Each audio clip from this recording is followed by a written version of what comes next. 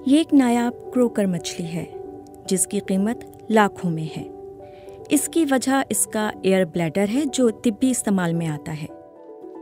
इसकी मांग चीन, जापान और यूरोप में ज़्यादा है। इस मछली के एयर ब्लैडर से धागे बनाए जाते हैं जो दौरान सर्जरी टांकों में इस्तेमाल होते हैं, बिलखुसूस दिल के ऑपरेशन में। एयर ब्लैडर से बनने वाले सूप को चीन, यूरोप और दीगर सर्द ममालिक में लग्जरी फूड का दर्जा हासिल है।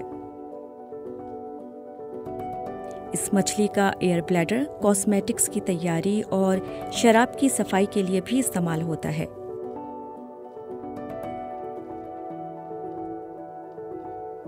लेकिन अहम बात यह है कि इसका शिकार ऐसे वक्त में किया जाता है जब ये साहिली इलाकों में अंडे देने आती है। इसकी वजह से ये मछली मादूमी का शिकार हो सकती है।